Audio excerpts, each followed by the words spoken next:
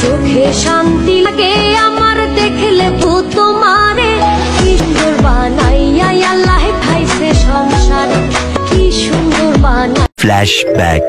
সামান্য একটু ভুলের লাগা কষ্টের টাকা দিয়ে কিনা এসিটা এমন ভাবে নষ্ট হইব এটা আসলে আমি কল্পনাও করি নাই। ভুল যেহেতু কইরা লাইছি মাসুল তো দেওয়া লাগবেই। তো আসসালামু আলাইকুম, কেমন আছেন আপনারা সবাই? আশা করতেছি যে জায়গায় সুস্থ আছেন এবং ভালো আছেন। আলহামদুলিল্লাহ, আল্লাহ তাআলার রহমতে আমি অনেক ভালো আছি। আর আজকের ভিডিওটা কে কোন জায়গা থেকে দেখতেছেন কমেন্ট সেকশনে জানাইতে ভুলবেন না। যেমন আগেরবার কমেন্ট করছে আরোহী আপু, অন্তরা আপু আর সাথী আপু, সবাই অসংখ্য ধন্যবাদ। পরিশ্রমের টাকা দিয়া সুতা কিনলেও ওইটা অনেক যত্ন সহকারে রাখে সবাই, আমার ক্ষেত্রেও সেম। তো এত সাবধানতা অবলম্বন করার পরও কেন জানি আমার জিনিসগুলোর এত ক্ষতি হয়ে যায়। যেমন দেখেন না, কয়দিন আগে একটা ফ্রিজ কিনছিলাম, বুয়ার একটু অসাবধানতার কারণে আমার ফ্রিজের ওই পাট্টাটাও ভেঙে গেছে। আমি আমার জিনিসপত্র অনেক গুছায় রাখি, অনেক যত্নে রাখি জানি একটু নষ্ট না হয়। তো ওই দিন হয়েছিল কি, কয়দিন ধরে এসিতে তেমন একটা বাতাস লাগতেছে না, মানে আমি 22-21 দিয়ে রাখার পরও রুম ঠান্ডা হইতেছে না, আর অতিরিক্ত শব্দ। প্রথম অবস্থায় বুঝতে পারতেছিলাম না যে আসলে এসিতে হয়েছে কি। পাপারে বিষয়টা জানানোর পরে বলতেছে যে এটা সার্ভিস করাইতে হবে।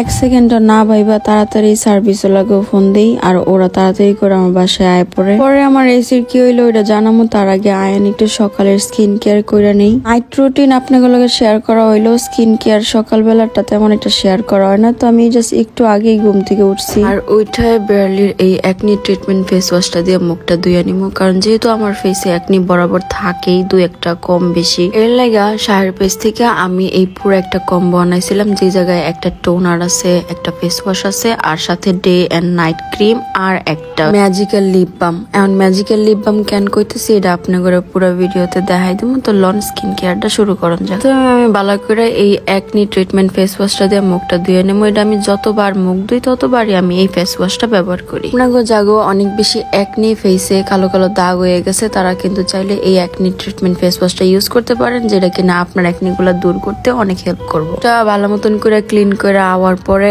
এই পর্যায়ে আমি ফেসে লাগাবো টোনার। এটাও কিন্তু একনি কন্ট্রোল করে, টি ট্রি যে টোনার। আর টি ট্রি কত ভালো লাগা যারা জানেন না এখন জানা নেন। তো এটা আপনারা নিতে পারেন শায়ের পেজ থেকে, আর ডেসক্রিপশন বক্সে আমাকে পেজ লিঙ্কটা দিয়ে দিব। যদি সবসময় স্কিন কেয়ারটা ঠিকঠাক মতন মেনটেন করে চলেন, আপনার ফেস সবসময় স্বাস্থ্য উজ্জ্বল থাকবো। যেহেতু রাত জাগা পরে এর জন্য দেখেন ঠোঁটের নিচে একটা সুন্দর করে একটা একনি হয়ে গেছে, বাট ব্যাপার না, এটা কিছুদিন পরে থাকবো না। শায়ের পেজের মোস্ট ভাইরাল প্রোডাক্ট যেটা হইতেছে papaya day and night cream. আমি এটার ব্যাপারে আর কি কমু, এখন পর্যন্ত এই নাইট ক্রিমটা ছাড়া কিছু ভাবতেই পারি না। তো যেহেতু দিনের বেলা, তাই আমি এই ডে ক্রিমটা ব্যবহার করবো। এই ডে ক্রিমের কার্যকারিতা কই, ডে ক্রিমটা আপনার ফেসের একনি, মেস্তা এসবের দাগ গুলা রিমুভ করে, আর নাইট ক্রিমটা আপনার ফেসটারে করে কয়েক শেড পর্যন্ত ব্রাইট। শায়ের পেজ থেকে সব থেকে বেশি যদি আমি কোনো প্রোডাক্ট নিয়ে থাকি তা হইতেছে এই papaya day and night cream, আর একটা হইতেছে ম্যাজিক্যাল লিপ বাম। টোনারটা ফেসে সেট হয়ে যাওয়ার পরে ডে ক্রিমটা লাগাই নিতেছি। এটা আমি সারাদিন লাগাই রাখবো, 3 থেকে 4টার পরে আমি এটা ধুয়েলাম, আবার ফেসে টোনার লাগাই রাখবো। আর একটা জিনিস মাথায় রাখবেন, ডে ক্রিম দিয়ে কিন্তু অবশ্যই রোদে যাওয়া যাবে না। করবেন যে কয়েক ঘন্টায় রাখেন না কেন, ওই টাইমটা ঘরের ভিতরে থাকতে আর একটু ছায়ার ভিতরে থাকতে। আমার সকালের স্কিন কেয়ার এই পর্যায়ে শেষ। এখন আপনাগুলোকে ম্যাজিক্যাল লিপ বাম সম্পর্কে কথা কমু। আপনারা প্রায় সময় লক্ষ্য করে থাকবেন আমার লিপস কিন্তু অলওয়েজ পিঙ্ক থাকে, কারণ আমি নাগানোর এই পিঙ্ক জেলিটা ব্যবহার করি, যেটা কিনা আমার লিপসটারে করে কয়েক শেড পর্যন্ত পিঙ্ক। আর এটা রেগুলার ব্যবহার করতে থাকলে আপনার লিপস অলওয়েজ পিঙ্ক থাকবো। আর আমি একলগে অনেকগুলো আনাই লইছিলাম, কারণ আমার ভাই অলওয়েজ লাগে। আর যেহেতু উইন্টার আয় পড়ছে, আমি লিপ বাম এমনি তো সারা বছর ইউজ করি, তো আরো বেশি দরকার। তো দেখতেই পাইতেছেন দেওয়ার সাথে সাথে আমার লিপটা কেমন পিঙ্ক হয়ে গেছে, আর গ্লস একটা ভাব দিছে। তো যাই হোক, স্কিন কেয়ার শেষ করে আইন মূল ভিডিওতে ফেরত যাক। পিসের লোকগুলারে দিয়ে যখন আমি আমার এসিটা পুরো খোলাইলাম, ওরা আমারে যা বললো ওনার জন্য আমি মোটেও প্রস্তুত ছিলাম না। বলতেছে যে আমার বাসায় যেহেতু কাজকর্ম চলতেছে, এগুলার ধুলা টুলা সবকিছু যাইয়া এসির ভিতরে অনেক ময়লা জমছে। সার্ভিসটা যদি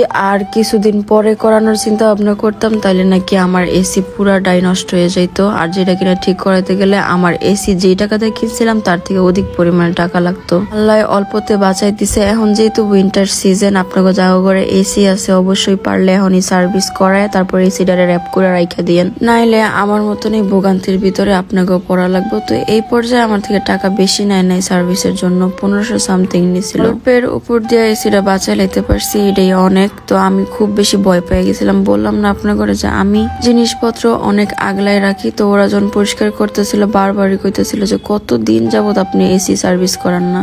পাপা আজ থেকে 3-4 মাস আগে একবার সার্ভিস করাইছিল, বাট যেহেতু বাসার কাজ চলতেছিল ধুলা এগুলা অতিরিক্ত যাইয়া ইনভার্টারের ভিতরে, যার কারণে এসিতে এত অতিরিক্ত পরিমাণে ময়লা জমছে। তো প্রথমের চাকরিটা দেখতে পাইছিলেন কি পরিমাণ ময়লা জমা ছিল, ওইটা ক্লিন করার পর দেখেন এই অবস্থায় এরকম লাগতেছে। আর এখন বাতাসটা চেক করা লাগবে। তো সার্ভিস করায় ওনারা চলে গেছে, এখন আমি জাস্ট চেক করতেছিলাম যে এই পর্যায়ে বাতাস প্রপার লাগতেছে কিনা, বাট আমি কোনো কিছু ফিলই করতে পারতেছিলাম না। আমার ভয় করতেছিল যে সার্ভিস করাইতে এসে কেবল উল্টা কিছু হয়ে গেল।